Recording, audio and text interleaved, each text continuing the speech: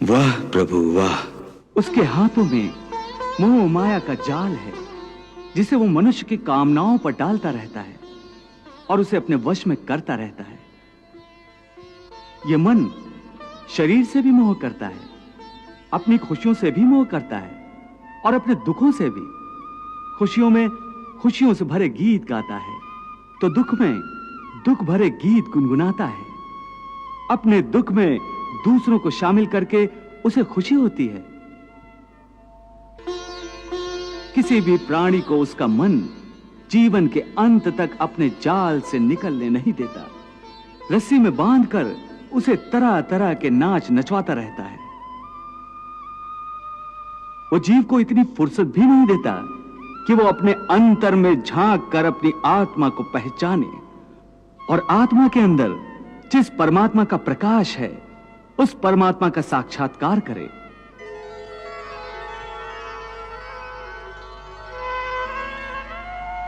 हे संजय, अपने परमात्मा की प्राप्ति की इच्छा प्रत्येक मनुष्य को होती है। मेरे मन में भी ये इच्छा है, परंतु परमात्मा का साक्षात्कार मुझे आज तक नहीं हुआ। कैसे होगा महाराज? क्यों?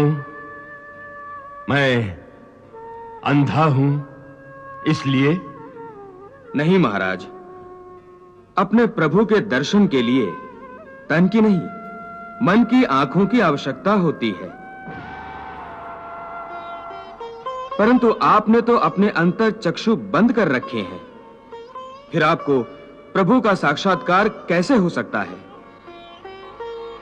और मन की आंखें खुली न हों तो प्रभु आंखों के सामने भी हों तो दिखाई नहीं देते हैं। प्रभु, ये संजय कैसी उलझी उलझी बातें कर रहा है। जो उसके मन में है उसे स्पष्ट रूप से क्यों नहीं कहता? देवी, संजय ईश्वर पर आस्था रखता है।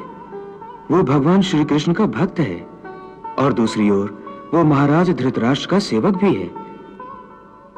इसलिए उसे अपनी भक्ति और अपना सेवा धर्म दोनों ही निभाना पड़ रहा है। ना तो वो अपने भगवान श्री कृष्ण के प्रभुत्व के विरुद्ध कुछ कह सकता है और ना ही अपने स्वामी महाराज धृतराष्ट्र की इच्छा के विरुद्ध। इसलिए वो खुलकर कुछ कहना नहीं चाहता।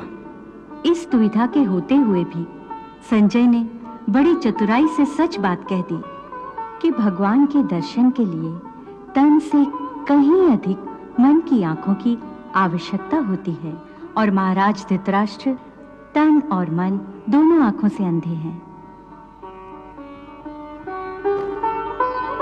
संजय, तुम्हारी बातें भी श्री कृष्ण की बातों की तरह गोल मोल हैं, मेरी समझ में नहीं आती।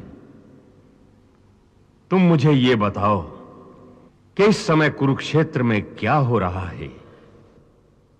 हे पार्थ, प्राणी के लिए आवश्यक है कि प्राणी अपने मन को काबू में करके अपने अंतर में झांक कर आत्मा को देखे। तब उस आत्मा के अंदर उसे परमात्मा का प्रकाश स्पष्ट दिखाई देगा। उसी को परमात्मा का साक्षात्कार कहते हैं।